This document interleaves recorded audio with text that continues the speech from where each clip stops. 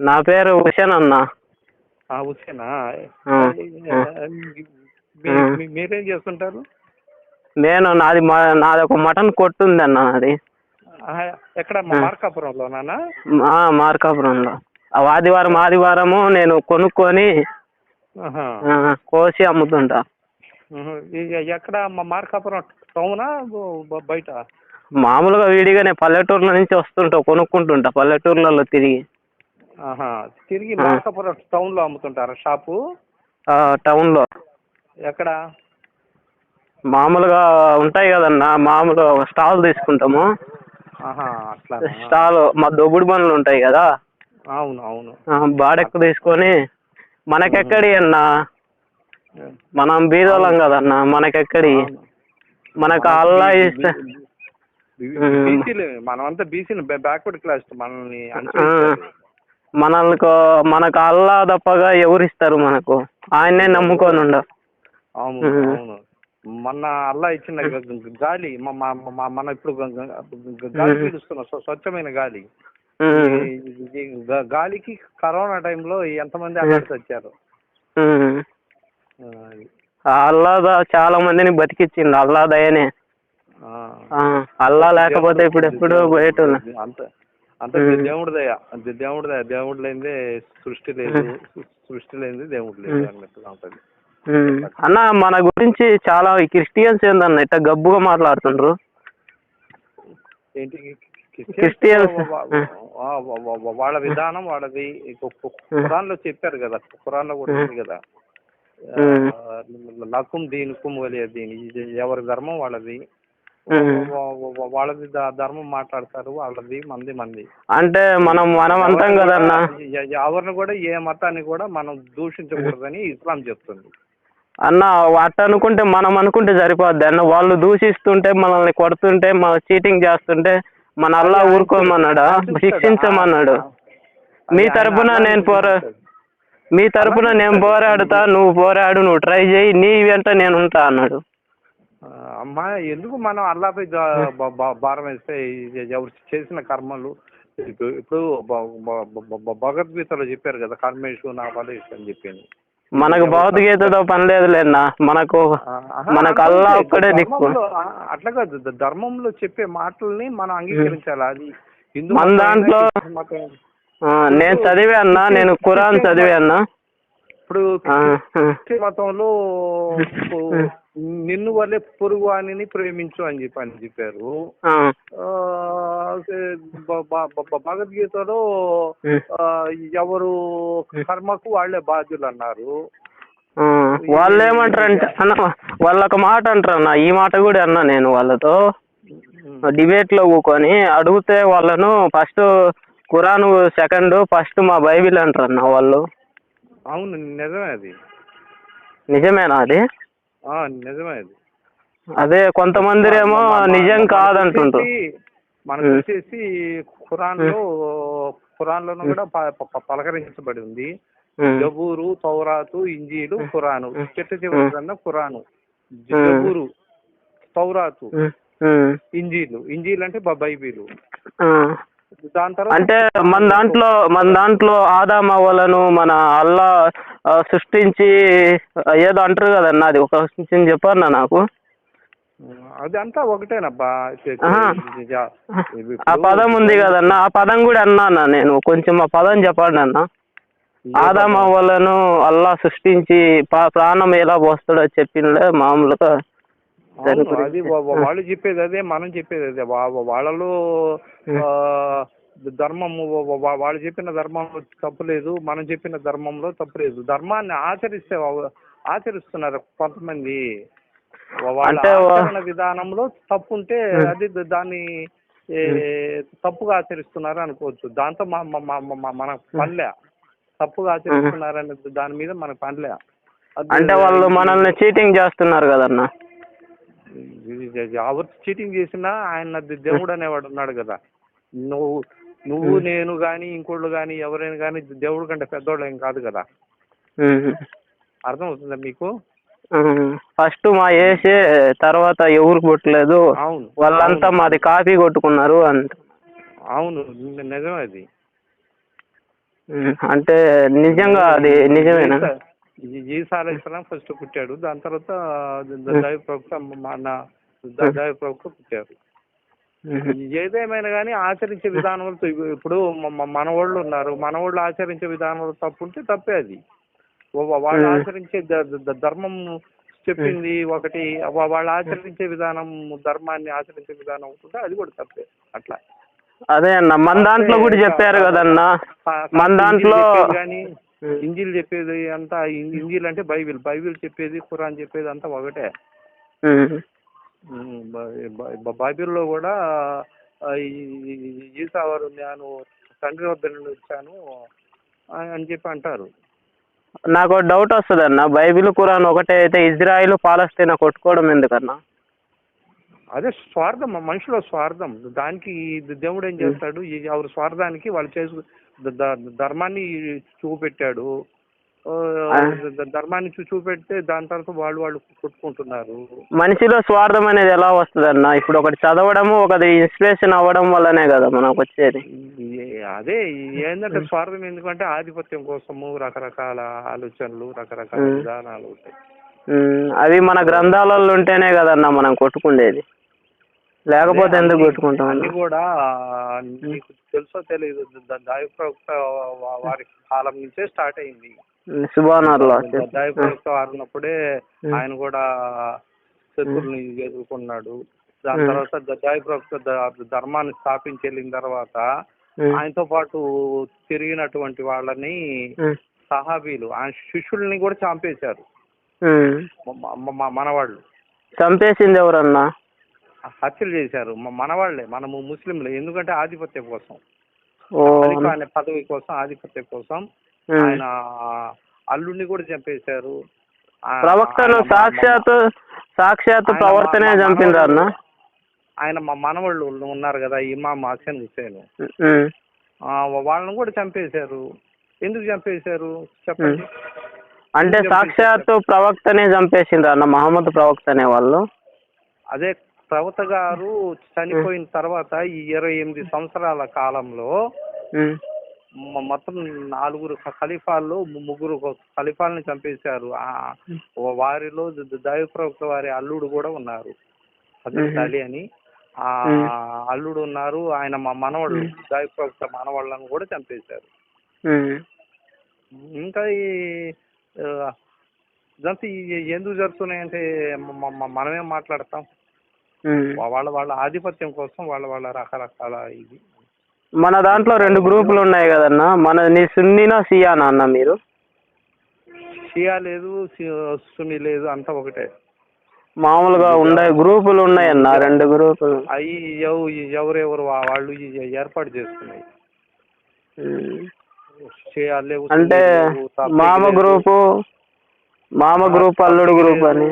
తబ్లీగ్ లేదు, జమాత్ లేదు, షియా లేదు, సున్నీ జమాత్ లేదు, ఆలేదు జమాత్ లేదు, ఏం లేదు. అది ఎవరికి వాళ్ళు వాళ్ళ వర్గాన్ని పెంచి పోషించుకోవటానికి ఆధిపత్యం కోసం వాళ్ళు సృష్టించుకున్నవి. మసీదులు కూడా అదే విధంగా కట్టుకున్నాయి. ఆ జమాత్ మసీద్ వేరు, ఈ జమాత్ మసీద్ వేరు. వాళ్ళు ధర్మాన్ని ఆచరిస్తా ఉంటారు. అన్న ఖురాన్ మొత్తం చదివావన్నా నువ్వు? చెప్పేది అన్న, ఇక్కడ ధర్మాన్ని అందరూ ఆచరిస్తా అంటున్నారు. మళ్ళీ ఆ జమాత్ వాళ్ళ మసీద్ కి వీళ్ళు వెళ్ళరు, ఈ జమాత్ వాళ్ళ మసీద్ కి వాళ్ళు రారు. ఇంకా కరెక్ట్ అన్న, కొట్టుకుంటారన్న వాళ్ళు. ఎప్పుడు ఎందుకన్నా కొట్టుకుంటారు? ఇప్పుడు చికెన్ షాపు, మటన్ షాపులు ఉన్నప్పుడు ఈ 2 గ్రూపులలో మీద పడి కొట్టుకుంటారా?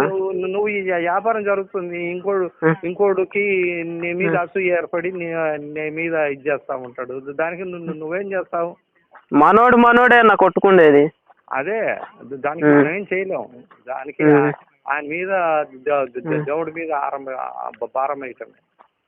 ఇది సృష్టి ఉన్నంత కాలం జరుగుతానే ఉంటది. మనం ప్రయత్నం చేయండి మనం ఏం సాధించలేం కదన్నా.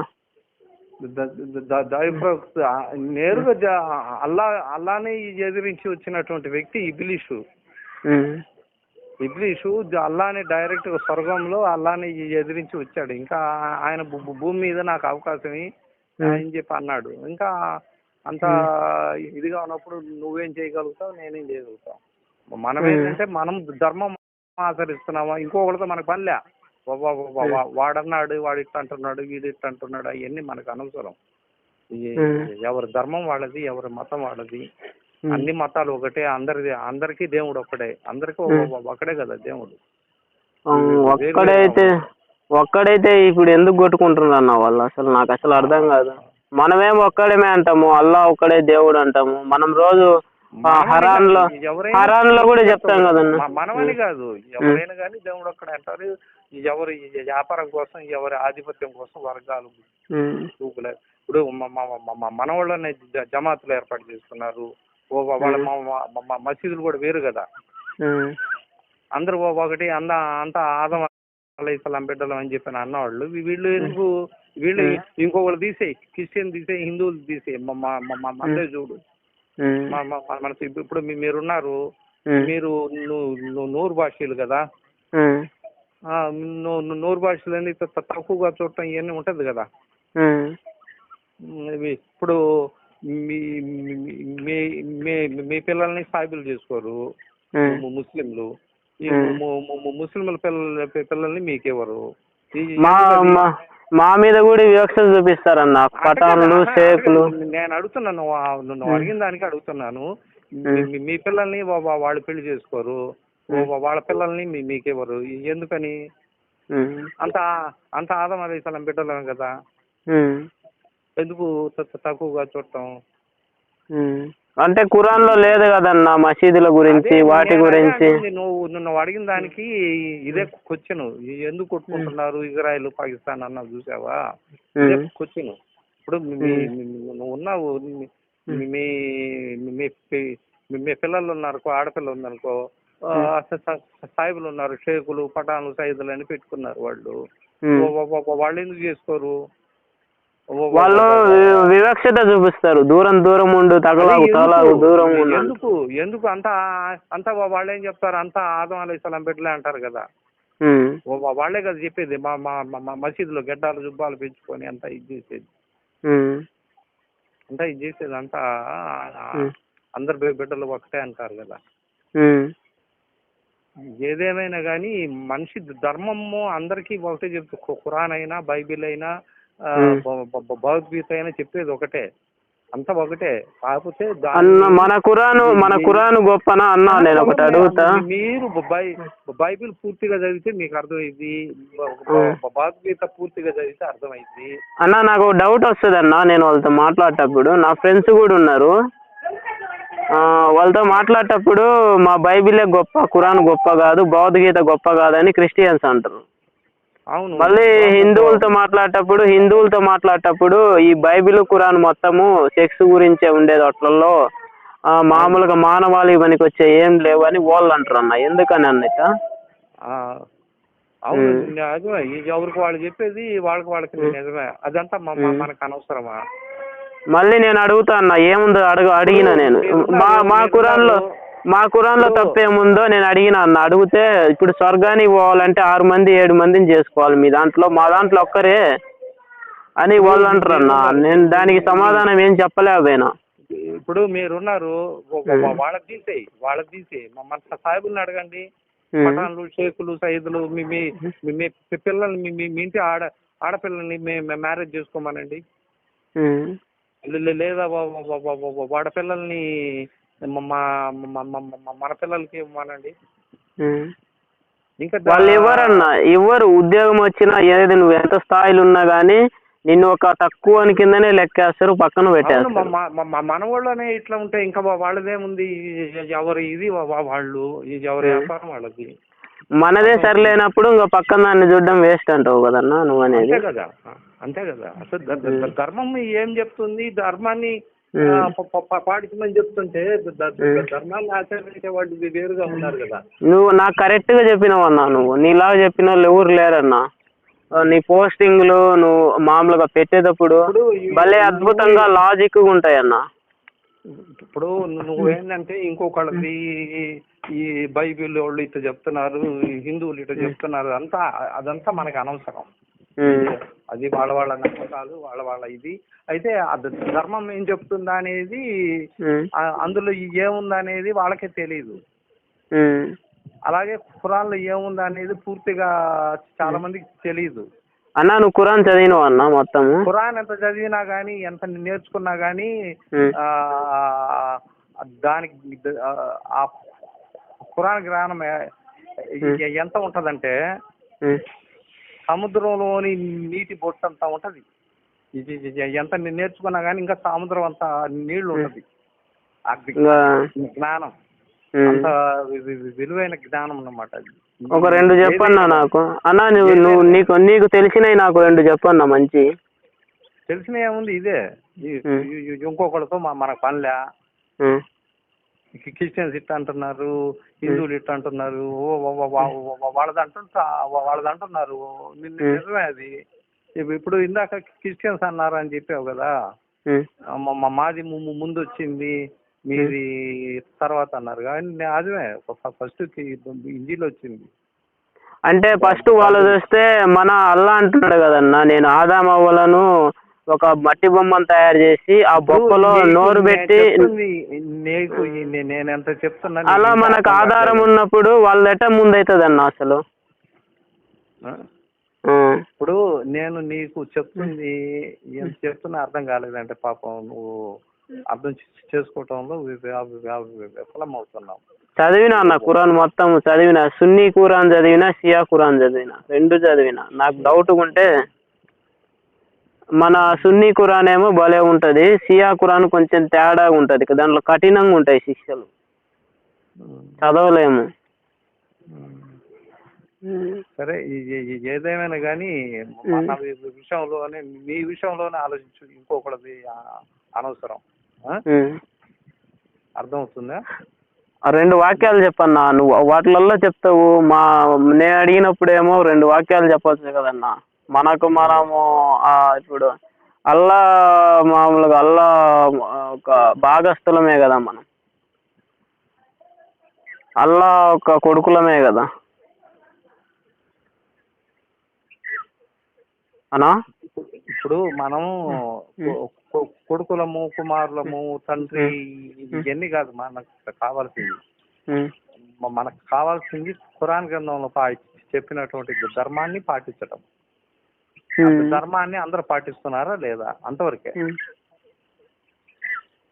ఇంకొకటి అనవసరం మనవాళ్ళు పాటిస్తున్నారా? ఖురాన్ ఇప్పుడు మా మసీదులో కూర్చొని ఆమె సుబ్బ ఆదం అలైహిస్సలాంకి బచ్చే అది అని మీటింగ్ చెప్తారు. కానీ పెళ్లిళ్ళు సందర్భాలకు వచ్చినప్పుడు వాళ్ళ పిల్లల్ని మీకు ఇవ్వరు, వీళ్ళ పిల్లల్ని వాళ్ళు చేసుకోరు, షేకుల పిల్లల్ని సైదులు చేసుకోరు, సైదుల పిల్లల్ని షేకులు చేసుకోరు. ఇట్లా రకరకాల పద్ధతులు. మళ్ళీ మీటింగ్లు భయాలు చెప్పేది అందరూ ఒకటే అంటారు. అంతే కదా. ఇంత కఠినంగా ఉంది కదన్నా. ఇప్పుడు నాకల్లా నేను ఖురాన్ చదివిన. నా ఖురాన్ పాటించడమే ఎవరు పాటించలేదన్నా. ఖురాన్ ఎవరు పాటించడం లేదు అసలు. అల్లాకే మొక్కాలి, అల్లాకే మీరు శరణ్ వేడుకోవాలంటే మన వాళ్ళు ఏం చేస్తారంటే అన్న, ఖురాను విడిచిపెట్టేశారు మన వాళ్ళు. అన్నా నువ్వు అనొచ్చు, నువ్వు చిన్నోనివి కదా, మన ఖురాన్ ఎందుకు పాటించటం లేదు మనోళ్ళు అని నువ్వు అడుగుతావు అన్న ఒక ప్రశ్న. నేను 2 ప్రశ్నలు చెప్తా అన్న వాటికి. దైవ ప్రవక్త వారు వారి సహచరులం అంటే వాళ్ళ సాధారణతరం వచ్చిన వాళ్ళం, వాళ్ళ ఉమ్మత్తు మనం. అర్థమవుతుందా? అటువంటి ఉమ్మత్తు గురించి అల్లా దగ్గర సాక్ష్యం చెప్తాడు దైవ ప్రవక్త వారు. నా ఉమ్మత్తు నా తర్వాత వచ్చిన వాళ్ళు ఖురాన్ని విడిచిపెట్టారని ఖురాన్ లో సూర అల్ ఫుర్ఖాను రాసి పెట్టుకో. సూర అల్ ఫుర్ఖాను 25వ అధ్యాయం 30వ వాక్యం. 25వ అధ్యాయం 30వ వాక్యం. నువ్వు తెలుగు ఖురాన్ ఉంటే చూడు, అందులో అందులో వాక్యం ఉంది. దైవ ప్రవక్త వారు రేపు అందరినీ సమావేశపరుస్తారు. తీర్పు దినం నాడు దైవ ప్రవక్త అందరినీ సమావేశపరిచి అప్పుడు వాక్యం చెప్తాడు. కాల రసూలు అంటే అప్పుడు దైవ ప్రవక్త వారు చెప్తారు ఏమని యా రబ్బీ, ఓ నా ప్రభు, ఇన్నా నిశ్చయంగా కోమిత చదువు ఆజల్ ఖురానా, కోమిత నా హోమ్ అంటే నా జాతి వారు ఖురాన్ విడిచిపెట్టారు మహజూరా అని సాక్ష్యం చెప్తారు. ఇది ఎవరి దగ్గర? అల్లా దగ్గర. అర్థమవుతుంది మీకు? చెప్పండి. ఖురాన్లోనే ఉంది ఆ వాక్యం, హదీస్లో కూడా కాదు. అది అన్నా నేను చెప్పొచ్చా అన్న ఖురాన్ గురించి, మన ఖురాన్ గురించి? అన్న మన ఖురాన్ ఎందుకు పాటించటం లేదంటే ఒక 5 చెప్తా అన్న, వాటిలలో నువ్వేమన్నా అంటావేమో. నేను చిన్నోడిని కాబట్టి మీరు పెద్దోళ్ళు, మీకు అనుభవం ఉంది. ఇక్కడ ఒక జ్ఞానం దగ్గర చిన్న పెద్ద అని లేదు. ఎవరైనా చిన్నోడైనా మనకు గౌరవించాలి, పెద్ద గౌరవించాలి. మన ఖురాన్లో కనీసము 6 మందిని చేసుకోమనింది. స్వర్గానికి పోయే మీరు 6 మందిని చేసుకుంటే స్వర్గానికి పోతారండి. ఇప్పుడు మన వాళ్ళు పాటించటంలా, 6 మందిని చేసుకోవటంలా. మనకు ప్రభుత్వాలు కూడా వ్యతిరేకంగా ఉన్నాయి. ఇంకొకటి వచ్చేసి, రెండోది వచ్చేసి మన ఖురాన్లో మన మక్కా మసీదుకు తప్పక మనము ముక్కేది, అక్కడ మనము అల్లాను ప్రార్థించవలసినది. కానీ మన వాళ్ళు అంతలక ఎక్కడ పడితే అక్కడ మసీదులు, కబరస్థాన్లు కట్టుకొని మన అల్లాను మన యొక్క ఒక చెడ్డగా ఒక చీపెస్ట్గా చేసేస్తున్నారన్న. మనకు అక్కడ బంగారం ఉంది, ఇక్కడ మనము రాళ్ళని ఎత్తుక్కుంటే ఎట్టా అన్న? బంగారాన్ని వదిలేసి కరెక్టా కాదన్నా? చెప్పన్నా నువ్వు ఇది. అసలు ఖురాన్లో లేదన్నా ఈ మసీదుల గురించి, ఈ కట్టుకోమని. డైరెక్ట్ వచ్చేసి ఆ మక్కాలో మీరు మోకాళ్ళ మీద వంగి ప్రార్థన చేయండి అల్లాకు. మీకు అల్లా ఏమి ఇవ్వాలో ఇస్తాడు మీ కోరికలకు. అది నిజమా కాదన్నా? నువ్వే చెప్పన్నా. నేను బిత్తరపోయినన్నా ఖురాన్ మొత్తం చదివేటాలకు. ఏందబ్బా మన వాళ్ళు ఇట్ట తయారైనరు, అసలు ఖురాన్ను పాటించటం లేదు మన వాళ్ళు. ఎక్కడ పడితే అక్కడ మసీదులు సమాధులు కట్టి మన అల్లాను హింసపరుస్తుండ్రు. ఈయన కూడా అన్నాడన్నా, మహమ్మద్ షఫీ కూడా అన్నాడన్నా, అన్యస్తుల అసలు విగ్రహారాధన గురించి మన ఖురాన్లో లేదు. లేకున్నా కానీ మన వాళ్ళు విగ్రహాల కట్టడము పెద్ద పెద్దవి, అలా చాలా విధంగా మనోళ్ళు సమాధుల్లాగా విగ్రహాలు అట్ట దిబ్బల్లా కట్టుకొని అట్ట చేసి మన అల్లాను సమాధులకు ముక్కుతా, సమాధులకు చేసుకుంటా మన అల్లాను కూడా హింసపరుస్తుంది. అది ఎంతవరకు కరెక్ట్ అన్నా? ఈ జెండాల గురించి, పీర్ల గురించి అసలు లేదన్నా మన ఖురాన్లో. అన్నా నిజమా కాదా అన్నా? చెప్పు. మూడన్నా వీడికి పీర్ల గురించి, మామూలుగా వీటి గురించి, మసీదుల గురించి, కబ్రస్థాన్ల గురించి, వీటి గురించి లేదు మన దాంట్లో. మళ్ళీ వేరే మన సొంత డబ్బు ద్వారానే మూడోది వచ్చేసి నాలుగోది మన సొంత డబ్బు. మనము అల్లా ఏమని చెప్తున్నాడు అంటనా? చెప్పేది ఏంటంటే ధర్మం వేరు, సింపుల్ గా చెప్తున్నా. ధర్మం చెప్పేది అన్నా. నేను ఇంకా 2 పాయింట్లు చెప్తాను, 2 పాయింట్లు చెప్తాను, తర్వాత నువ్వు చెప్పన్నా. చెప్పేది చెప్తుంది వేరు, వీళ్ళు ఆచరిస్తుంది వేరు. వీళ్ళు ఆచరించడానికి నేనేం చేయలేం. అదంతా అన్న ఖచ్చితంగా వీళ్ళు నరకానికి పోతారన్నా, నేను చెప్తుండే. ఖచ్చితంగా 100%. ఇంకెవడు ఆపలేరు. రేపు తీర్పు దినం నాడు వీళ్ళని అల్లా జుట్టు పట్టుకొని లాగి ఇసిరి తెంగుతాడు ఆ నరకంలో. ఇంకా అల్లా కూడా ఏం చేయలేడు. అది ఆయన చూసుకుంటాడు. నీ పరిధి నా పరిధి కాదు కదా. ఆయన చెప్తున్నాడు కదన్న, అల్లా సాక్షాత్తు అల్లానే ఖురాన్ చెప్పిండు కదన్న, ఖురాన్లో ఉంది కదన్న, హెచ్చరించిండు. మనకు వాక్యాలు కూడా చెప్పిండు, ఇట్లా నేను హెచ్చరిస్తే వినరని రాసిచ్చిపోయిండు. హెచ్చరిస్తున్నాడు. ఇంటే బాగుపడతారు, అనకపోతే పోతారు, అంతే కదా. దాంట్లో ప్రత్యేకంగా చెప్పేది నా నరకాన్ని పోతారని నువ్వు చెప్పాల్సిన అవసరం లేదు. ఆయన చూసుకుంటాడు. ఎవరైతే ఉన్నాడు దేవుడు, ఎవరు చేసిన కర్మని వాళ్ళు అనుభవిస్తారు. ఇక్కడ కర్మనే అనుభవించటమే. ఇది అవుతే మంచి కర్మ అయితే సత్కర్మ అయితే సత్ఫలితం, దుష్కర్మ అయితే దుష్ఫలితం, అంతే. సింపుల్ లో ధర్మం వేరు. ఇంకా చెప్పేది ఏం లేదు, సింపుల్. 2 మాటలయ్యా, 2 మాటలు. సత్కర్మ అయితే సత్ఫలితం, దుష్కర్మ అయితే దుష్ఫలితం, అంతే, అయిపోయింది. వాళ్ళు ఆచరిస్తున్నారు, అది కరెక్టా కాదా అంటే నేనెవరిని? ఆయన చూస్తాడు కరెక్టా కాదా అనేది. ఆయన సాక్షాత్తు చెప్పాడు కదన్న, మన అల్లా సాక్షాత్తు దైవ గ్రంథం ఖురాన్ ఇచ్చాడు కదన్న. దాని గురించి వీళ్ళు చదివిన వాళ్ళు ఉంటారు, మన పిల్లలు చదువుకుంటుంటారు. నువ్వు నేనెవరు? ఆయన చూసుకుంటాడు కదా. కరెక్టా కాదని చెప్పడానికి నువ్వెవరు నేనెవరు? ఆయన చూసుకుంటాడు. నేను వాక్యాలు పంపించాను, మీరు చేసుకున్నారని ఆయన అడుగుతాడు. నువ్వెవరు నేనెవరు కరెక్టా కాదా అని చెప్పడానికి. అది తప్పా కదన్నా? తప్పే కదన్నా. ఇప్పుడు ఒకటబ్బా అన్న నాకు ఒక విషయం చెప్పన్నా, తప్పా రైట్ అన్న? ఇప్పుడు సత్కర్మ ఏదైతే ఉంటుందో సత్ఫలితాన్ని పొందుతావు, దుష్కర్మకి దుష్ఫలిత పడతావు. కరెక్టా కాదా రైటా అనేది నువ్వెవరు నేనెవరు చెప్పడానికి? అన్నా నేను అన్నది తప్పా రైటా, నిజమా అబద్ధమా నువ్వే చెప్పన్నా. ఎవరు నేనెవరు అంటున్నాను. అంటే అంటే ఖురాన్లో ఉంది కదన్నా, సాక్షాత్తు మన దైవ ప్రవక్త చెప్పారు కదన్నా. అది అది ఆయన చూసుకుంటాడు. నువ్వెవరు కరెక్టా రైటా అని చెప్పి నువ్వు నేను అడగటానికి. అంతేలేన్నా. మనం కూడా అందరిలాగా మనం కూడా ఆయన కొడుకులమే కదా, అంతే చాలా మంది ఉండరు, వాళ్ళు అనుభవించినప్పుడు తెలుస్తుంది. ఇప్పుడు అది సత్కర్మది అదే కదా నీకు రెండు వాక్య, సత్కర్మకి సత్ఫలితం, దుష్కర్మకి దుష్ఫలితం అయిపోయా అన్న. ఇంకా 2 పాయింట్లు చెప్తా అన్న నేను. ఇంకా పాయింట్లు లేదు, ఏమీ లేదా, ఇదే ఇదే ఇంకొక మాట అన్న 2 పాయింట్లు అన్న. నాకు తెలిసినంత వరకు నేను ఖురాన్ చదివా కదన్నా, నువ్వు కొంచెం అడగాలని పెద్దోళ్ళు, ఒకవేళ పెద్దోళ్ళతో మనం మాట్లాడేటప్పుడు మన అభిప్రాయాలను అడగాలి బాబు. పెద్దోళ్ళు లేదు గిద్దోళ్ళు లేదు కానీ ఇవన్నీ ఎందుకు, సింపుల్ రెండు వాక్యాల్లో చేస్తున్నాను. సత్కర్మ చేసుకుంటే సత్ఫలితం అనిపిస్తావు, మంచి పనులు చేస్తే అక్కడ అనిపిస్తావు, ఇక్కడ అనిపిస్తావు, చెడ్డ పనులు చేస్తే ఇక్కడ అనుభవిస్తావు, అక్కడ అనిపిస్తావు, అంతే అయిపోయింది కదా. ఇంకేముంది దాని గురించి కరెక్టా రైటా, మంచిదా చెడా అని చెప్పి అడగతాం, చెప్తాం, అంతే కదా. ఇప్పుడు మా లాంటి చిన్నోళ్ళు అడగాలి కదన్నా, మీలాంటి వాళ్ళు చెప్తారు కదా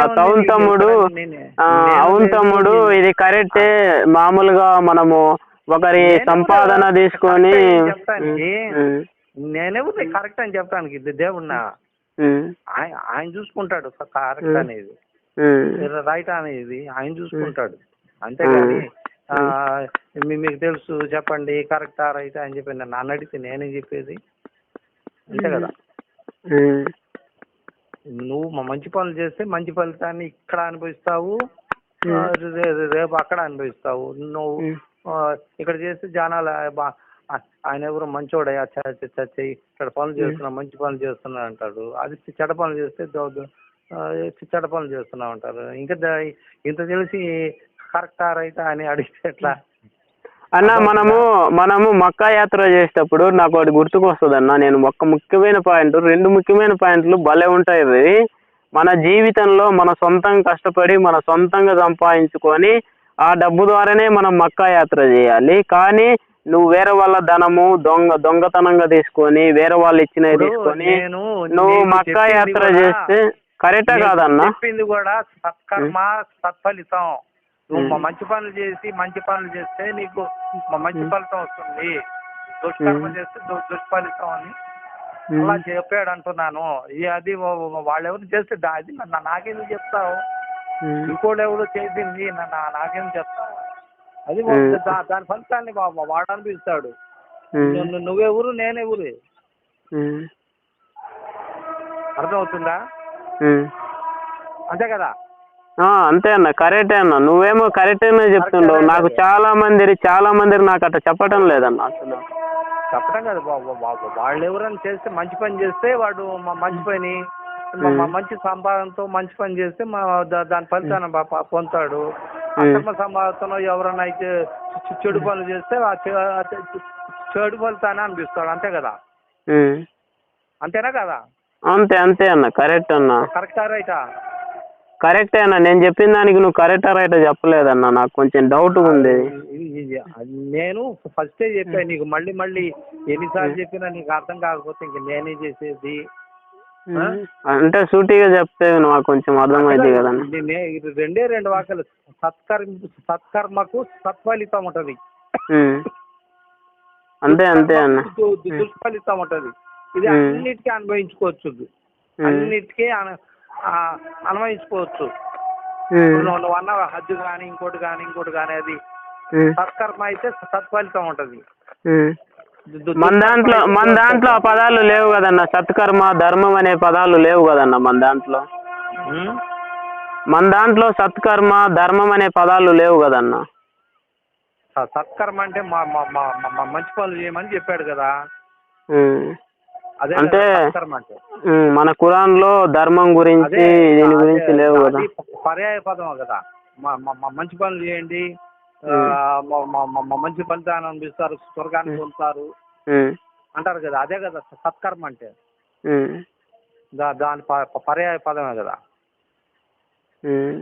అంటే అంతే అన్న. మనలో ఉందా, దానిలో ఉందా, దీనిలో ఉందా, అవన్నీ కాదు. మంచి పనులు చేస్తే మంచోడు అంట. నిన్న ఆయన ఎన్నిసార్లు చెప్పినా దాన్ని మళ్ళీ మళ్ళీ కూర్చోడుతుంటే ఆయన చెప్పేది. అన్న లాస్ట్ ఫైనల్ ఒకటి అడుగుతా అన్న. లాస్ట్ ఫైనల్ మీ దగ్గరనే నాకు సమాధానం చెప్తుంది, నాకు ఎవరి దగ్గర చిక్కటం లేదన్న. లాస్ట్ ఒకటి అడుగుతా అన్న, మీరు ఓకే అంటే అడుగుతా అన్న, లేకపోతే లేదన్న. అందరి దగ్గర ఉంటుంది బాబు. ఎవరి ధర్మాన్ని వాళ్ళ ఎవరి దగ్గర, నా దగ్గర కాదు, ఎవరి దగ్గర అయినా సమాధానం ఉంటుంది. నువ్వు కోర్టుకు వెళ్ళి జడ్జి దగ్గర పిటిషన్ పెట్టి అడుగు, చెప్తారు. జడ్జి చెప్తాడు, సమాధానం చెప్తాడు. ఎందుకు చెప్పడు? నీకంటే నాకంటే గొప్పడు కదా జడ్జి. అర్థమవుతుందా? వాళ్ళు మనకెట్లా తెలుసు అన్న వాళ్ళు ఏ దేవుణ్ణి పూజిస్తుండ్రో, అల్లాని పూజిస్తుండ్రో లేకపోతే విగ్రహాలను పూజిస్తుండ్రో? ధర్మం మారదు కదా. మంచి పనులు చేయటం అనేది మారదు కదా. మన దాంట్లో ధర్మం అనే పదం లేదు కదన్న మన ఖురాన్లో. ధర్మం అనే పదము అనేది నీకు అర్థం కావట్లేదు. ధర్మం అనే పదము మంచి పనులు చేసేదాన్ని ధర్మం అంటారు. అర్థమవుతుందా? చెడు పనులు చేసేదాన్ని అధర్మం అంటారు. ఇప్పుడు నువ్వు అన్నావే సంపాదించిన డబ్బుతో హత్య చేయాలని, అది ధర్మమైన పని. అధర్మమైన పని ఏంటంటే అక్రమ సంపాదనతో హజ్జులు చేయటం, ఇది చేయటం అనేది అధర్మమైన పని. ఆ పదం లేదు కదా. అంటే నేనే చెప్పేది నీకు కరెక్ట్ పదం ఉన్నది నువ్వు చెప్పింది 100%. ధర్మమైందా అధర్మమైందా అనేది నీకేమైనా సమాధానాలు కావాలంటే నువ్వు ఒక అర్జీ రాసి జిల్లా జడ్జి దగ్గర కానీ, మనకు వాళ్ళతో అవసరం లేదన్నా. మన దాంట్లో మనకు వాళ్ళు మతాలకి కులాలకి అతీతంగా పనిచేస్తారు. వాళ్ళ మతం ఉన్నారు, వాళ్ళు హిందువులు. అలాంటప్పుడు ఈ మతాలు ఎన్ని ఎందుకన్నా? మన ఖురాను ఎన్ని తీద్దంగి రాజ్యాంగాన్ని పట్టుకుంటే సరిపోద్ది కదండి ఎన్ని. ఇంకా అది ఎవరి ఇష్టం వాళ్ళది. అలాంటప్పుడు ఎందుకన్నా మనకు? అలాంటప్పుడు ఆ న్యాయవాదుల దగ్గరికి పోయే బదులు ఈ ఖురాన్ ఏం చదవకుండా దానికి నువ్వేం చేస్తావు, న్యాయం చేస్తావు. ఎవరి ఇష్టం వాళ్ళది. అర్థమవుతుందా? అర్థమవుతుందా నీకు? అంతే అన్న, మనకు వాళ్ళతో పని లేదన్నా. మనకు సింపుల్ గా చెప్తున్నా, మళ్ళీ మళ్ళీ చెప్తున్నాను, చెప్పావన్నా అర్థమైందన్న. ఇప్పుడు అర్థమైందన్న. ఈందాకన్నా ఇప్పుడే లేదు, భగవద్గీతలో లేదు, బైబిల్లో లేదంటే నేను చెప్పేది. మళ్ళీ మళ్ళీ మళ్ళీ మళ్ళీ రెండు వాక్యాలు. ఇంకోటి వచ్చేసి ఇంకొకటి గురించి మనకు అవసరం లేదు. మన వాళ్ళు ఏం చేస్తున్నారు అనేది అది అంతే. ధర్మాన్ని ఆచరిస్తున్నారంటే ధర్మం అంటే ఏందన్నావు? ధర్మం అంటే మంచి పని. దేవుడు ఏం చెప్పాడు? ధర్మం అంటే మనందరం ఆదం అలైహిస్సలాం పెట్టడం అన్నారు. కానీ ఏడ ఆచరిస్తుంది ఏంది? ఇవి వేరు కదా అన్న. ఒకటన్నా నాకు ఒక డౌట్ వస్తుంటుంది అన్న. ఇప్పుడు నేను చాలా మామూలుగా నేను ప్రయాణం చేసేటప్పుడు అక్కడిక్కడ ఏమైనా టైం ఉన్నప్పుడు ప్రార్థనకి వెళ్ళేటప్పుడు కొంత లెక్క గుళ్ళను ఆక్రమించి మసీదులకు కట్టుకొని వాటిలలో ప్రార్థనలు పెట్టిందన్న. దాన్ని అల్లా క్షమిస్తాడన్న వాళ్ళను? అది ఆయన చూసుకుంటాడు. నువ్వెవరు, నేనెవరయ్యా బాబు? అంటే మన దాంట్లో లేదు కదన్న. మాటిమాటికి అదే మాట్లాడతావు. అది కరెక్టా, ఇది కరెక్టా, ఇది కాదా, ఇది కాదంటే ఎవరు చేసిన కర్మకి వాళ్ళు అనిపిస్తారు. ఇందాకనే చెప్పా, సత్కర్మలకు సత్ఫలితం, దుష్కర్మ చేశాడంటే దుష్ఫలితాన్ని అనిపిస్తాడు. అంతే కదా? కరెక్ట్ అన్న, నువ్వు అనేది చాలా కరెక్ట్. కరెక్టా కాదా, ఇది కరెక్టా కాదా అని చెప్పి నన్ను అడుగుతావు ఎందుకు? నీకు రెండు వాక్యాలు. వాళ్ళు ఎవరన్నా ఇంకోటి స్థలాన్ని ఆక్రమించుకొని మసీదు కట్టుకుంటే అది మంచిదైతే మంచి ఫలితం ఉంటుంది, చెడుదైతే చెడు ఫలితం ఉంటుంది. అంతే కదా? ఇది ఖురాన్లో లేదు కదా అని అంటే నేనే చెప్పేది నీకు. నాకు చాలా ఇవన్నీ డౌట్లు వచ్చినాయన్న, నువ్వు క్లారిఫైగా చెప్పినావు నాకు. ఏమి లేదబ్బా, రెండే రెండు మన అందరం మానవులు అందరూ కూడా ఆ, ఆ, అందరికి దేవుడు ఒకటే. ఇది ఎవరు వాళ్ళు దేవుడు చేసుకున్నారు, అది వాళ్ళ ఇష్టం. నువ్వెవరు నేనెవరు అడగటానికి? అన్న ఫస్ట్ ప్రిఫరెన్స్ మానవత్వానికి ఇస్తావా, బైబిల్కి ఇస్తావా, ఖురాన్కి ఇస్తావా, భగవద్గీతకి ఇస్తావా, లేకపోతే ఈ మూడు నేను కాకుండా మానవత్వానికి విలువిస్తావా? ఫస్ట్ దేనికి విలువిస్తావా అన్న నువ్వు? ఫస్ట్ దైవప్రవక్త ఏం ఆచరించి చూపించారు? దైవప్రవక్త నువ్వు చదివా అన్న? దైవప్రవక్త ఏం ఆచరించి చూపించారు? హ్యుమానిటీ ఆచరించి చూపించారు. ఆయన నడిచెళ్తుంటే ఒక చెత్త పోసేది ఆయన పైన. ఆమె ఒక రోజు రాకపోతే వెళ్ళి విచారిస్తే జ్వరంతో పడి ఉంది. ఆయన చూసి అమ్మాయి ఏడిసింది. ఆయన చేసింది ఏంది? హిందూ కదా, నువ్వు అన్నట్టు కదా, చెత్త వేసింది కదా అని చెప్పి అనుకుంటే, ఆయన కూడా అనుకుంటే అదేంటి ఆయన దగ్గర మానవత్వం కదా. అరే ఏంది రోజు చెత్త వేసేది, రోజు ఎందుకు రాలేదు అని వెళ్ళాడు, చూశాడు జ్వరంతో పడిందని. ఆయన చూసి ఏడిసింది. ఇట్లాంటి ఇవన్నీ మానవత్వం. ఇప్పుడు నువ్వు ఉన్నావు, నీ రక్తమైనా నా రక్తమైనా అందరి రక్తమైనా ఒకటే. హిందువులైనా ఇంకో క్రిస్టియన్స్ అయినా అందరిది ఒకటే. ఇప్పుడు నాకు యాక్సిడెంట్ జరిగితే హిందూ సోదరుడి రక్తం కావాల్సి వస్తే ఎక్కించాల్సి వస్తుంది, అది ఏ గ్రూప్ అయినా కానీ. అంతే కదా. సాయిబులకి సపరేట్గా ఉంటుంది రక్తం అన్న. అంతే అన్న, మానవత్వానికే నువ్వు సపోర్టింగ్ ఇస్తావు అన్న, బైబిల్, ఖురాన్, భగవద్గీత కంటే. చెప్తున్నది నీకు రెండు మాటలు చెప్పాను. సత్కర్మకి సత్ఫలితం, దుష్కర్మలకి దుష్ఫలితం అన్నాను. మళ్ళీ అడుగుతుంటావు. అంటే నేను హ్యూమానిటీ పరంగా అడిగినా. కావాలని ఇచ్చేస్తున్నావు అనేది నాకు అర్థం కావట్లా. ఇప్పుడు ఆ డౌట్ వచ్చినప్పుడు అడగాలి కదన్నా, అడిగితే తప్పేముందన్న. ఇదే కదా, సత్కర్మకి సత్ఫలితం, దుష్కర్మకి దుష్ఫలితం, అన్నిటికీ ఇదే. ఎవడు చేసి గుడి స్థలాన్ని ఆక్రమించుకొని మసీదు కట్టుకున్నా అంటే నేనేం చేసేది దానికి? నువ్వేవు నేను చేస్తా. వాళ్ళు ఆక్రమించుకున్నా ఎంతమంది ఆక్రమించుకుంటాడో. హిందూ దేవుడు ఉంటే ఆయన అడుగుతాడు, మన దేవుడు ఉంటే మన దేవుడు అడుగుతాడు. అంటే అందరికి ఒక్కొక్క దేవుడు ఉంటాడు అన్న. అయినా యేసు ప్రభు దేవుడు ఉంటే ఈ యేసు ప్రభు అడుగుతాడు. అట్లా ఎవరికి వాళ్ళు నమ్మకాలు. అంటే ఎవరికి వాళ్ళ దేవుడు ఉంటాడు అన్న. ధర్మం ఏదంటే వాళ్ళ ధర్మం. ఎవరు ఇదే అంటే ఇప్పుడు ఒకటబ్బా, రెండు మాటలు. దేవుళ్ళు అనేవాళ్ళు అనేది వేరు అంశాలు, దేవుళ్ళు అనేది వేరే అంశాలు. అది ఎవరికి అర్థం కాంది. ఇక్కడ మనకి ధర్మం ఏం చెప్తుంది? మనం ధర్మాన్ని పాటించడం. మనం ధర్మాన్ని పాటించకుండా ఇంకొకటిది వాడట్ట కట్టాడు, వీడట్ట కట్టాడు, వాడు ఎగురుతున్నాడు, వీడు డాన్స్ చేస్తున్నాడు, అది కరెక్టా సార్ అంటే నేనేం చెప్పేది దానికి? వాడు డాన్స్ చేస్తున్నాడు, వాళ్ళు కట్టుకున్నారు, ఆక్రమించి కట్టుకున్నారు. దాని ఫలితాన్ని ఎవరు అనిపిస్తారు? దాని ఫలితాన్ని ఎవరు అనిపిస్తారు చెప్పు? ఎవడే తప్పు చేస్తే వాడే అనుభవిస్తాడు. అదే కదా నేను చెప్తుంది. సత్కర్మకి సత్ఫలితం, దుష్కర్మకి దుష్ఫలితం. అయిపోయినా అన్నిటికీ అదే. అది హిందువులైనా కానీ, క్రిస్టియన్స్ అయినా కానీ, ముస్లిమ్స్ అయినా కానీ, ఇంకా వేరే ఎవరైనా కానీ, మానవులు ఎవరైతే సత్కర్మలు చేస్తే సత్ఫలితాన్ని పొందుతాడు, దుష్కర్మలు అయితే దుష్ఫలితాన్ని పొందుతాడు.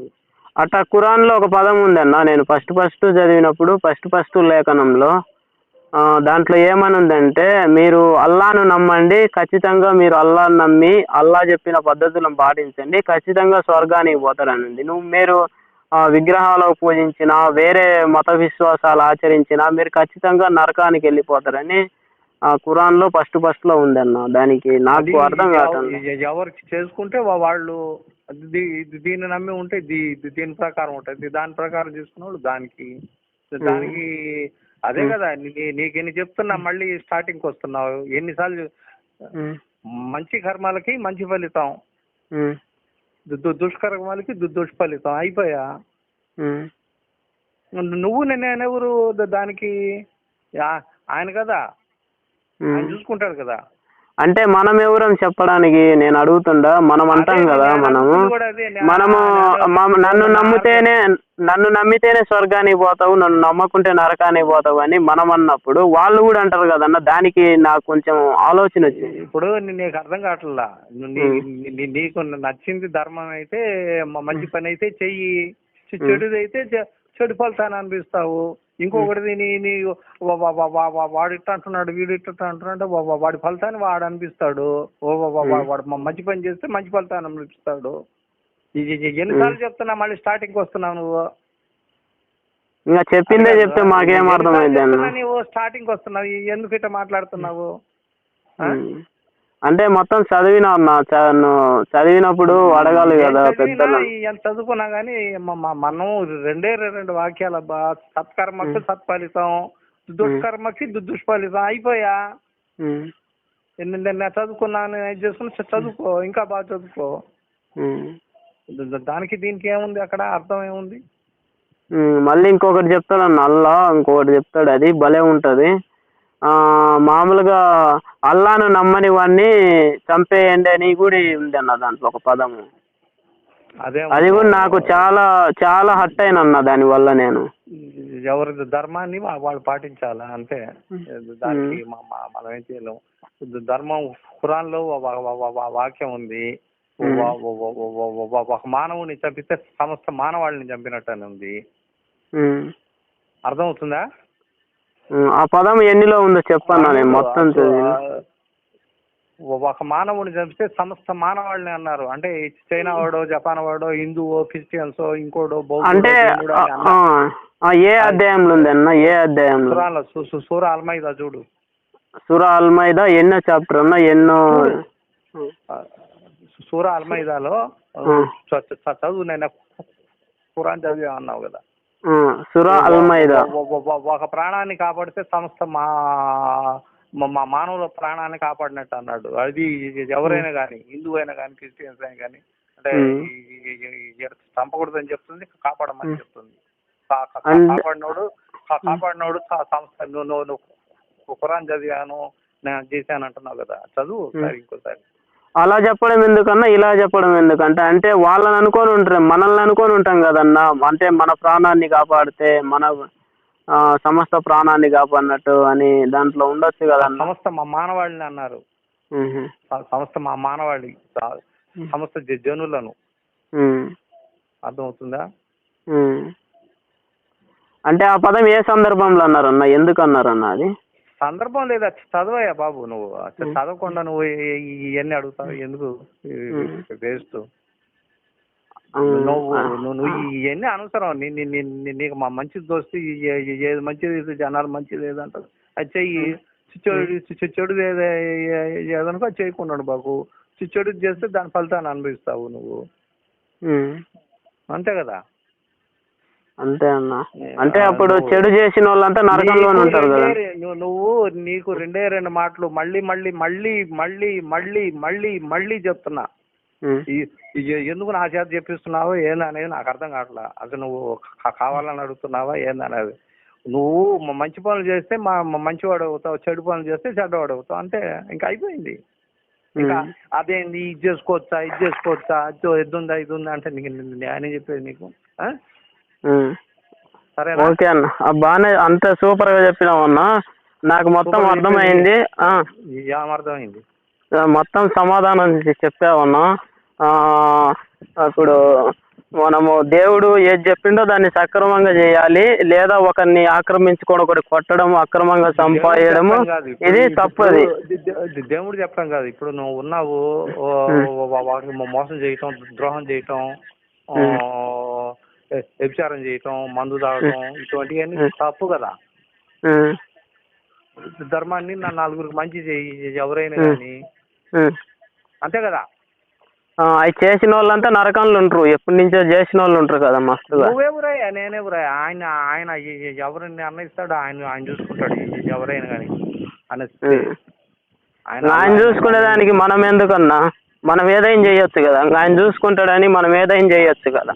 మనము అల్లా మీద భయం లేనప్పుడు మనం ఏదైనా చేయొచ్చు కదా, ఆయనే చూసుకుంటాడు ఏముందిలే అని. అది ఇప్పుడు నువ్వు ఒక తప్పు చేస్తావు, నువ్వు ఒకరిని చంపుతావు, చంపిన తర్వాత ఎవడన్నా వచ్చి నువ్వు అని చంపినవంటే అదేముంది, ఆయన అల్లా చూసుకుంటాడు, నువ్వెవరు నా తందానికి, నేను చంపినా అంతే అన్నావు అనుకో, దానికి ఎట్లా ఉంటుంది అన్న?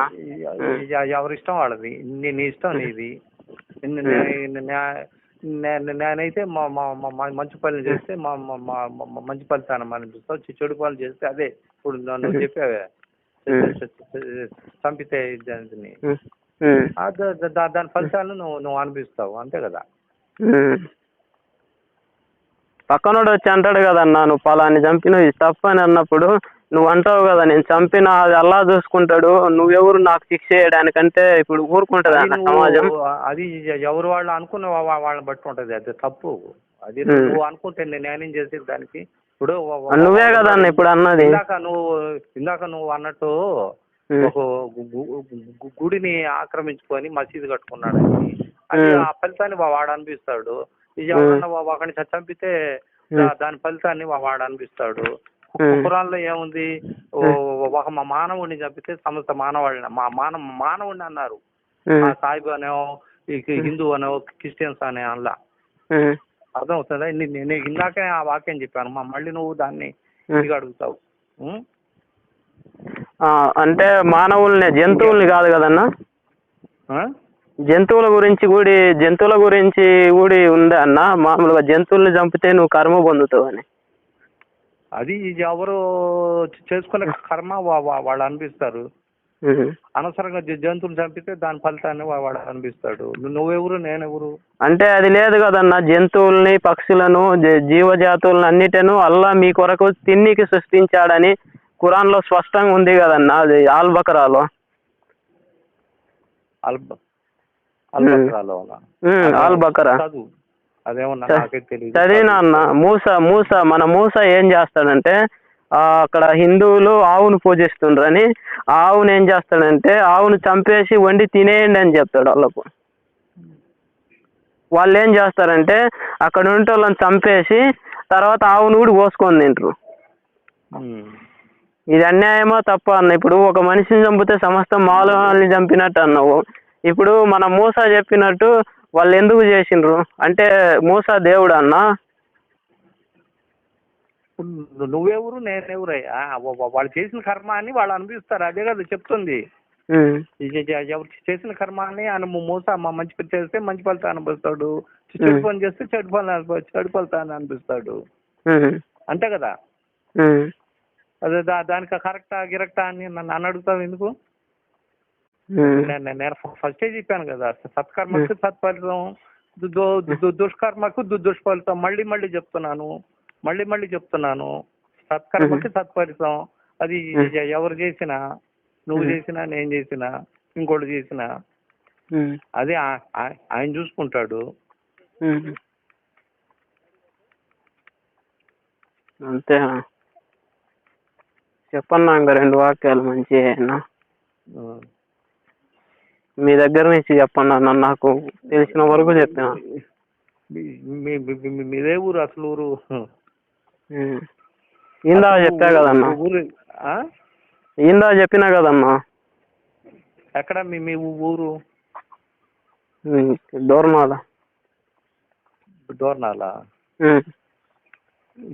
నీ పేరు? ఇందా చెప్పా కదన్నా నీకు, కాసిం అని. కాసిం. ఇది నేను వేరే వాళ్ళ ఫోన్ తీసుకొని మాట్లాడుతున్నా. రెడ్డి అన్నావు కదా నాకు.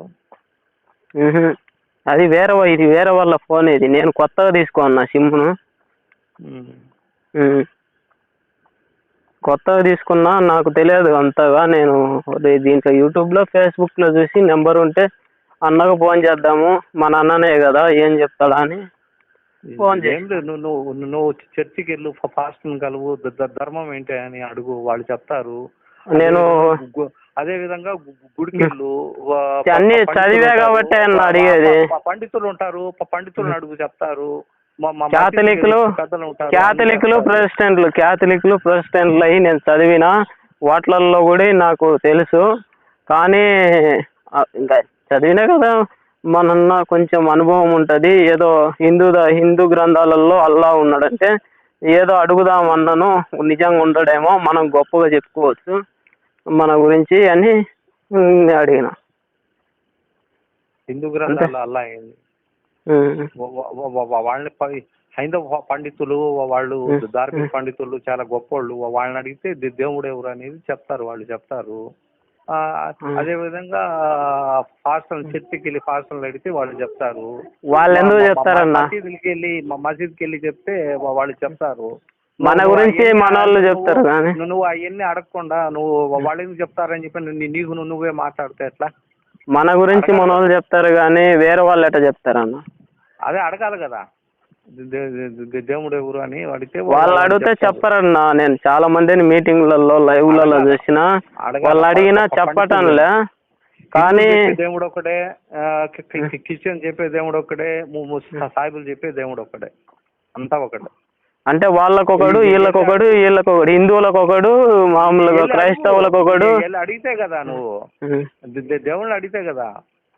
ముస్లింలకు ఒక దేవుడు ఉంటాడా? ముగ్గురు దేవుళ్ళు అంటారా అన్న భూమి మీద?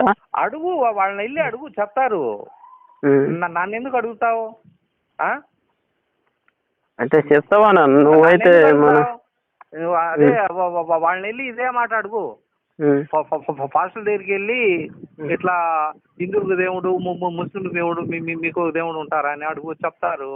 అదే విధంగా హైందవ ధార్మిక పండితులు ఉంటారు, వాళ్ళ దగ్గరికి వెళ్ళి అడుగు, చెప్తారు. అదే విధంగా సాయిబుల దగ్గరికి వెళ్ళి అడుగు, చెప్తారు. అప్పుడు నీకు సత్యం ఎవరు ఏంది అనేది అర్థం అయిపోయింది, అంతే కదా. వాళ్ళు ఎవరు అడిగినా ఈ సమాజంలో మనోళ్ళు తప్పగా వేరే వాళ్ళు నాకు ఎవరు చెప్పలేదు. నేను లైవ్లలో కూడా మాట్లాడినా. నేను ఒక టీవీ ఛానల్లో పనిచేస్తా, దాంట్లో మొత్తం మాట్లాడినా. మనోళ్ళ గురించి కూడా చాలా మందిని కలిసిన. అడుగు, నిజమే, వాళ్ళన్నీ చెప్తారు. ఎవరి ధర్మాన్ని కూడా మనం కించపరిచి మాట్లాడకూడదు. అందరిది ధర్మం ఒకటే, అందరిది దేవుడు ఒక్కడే.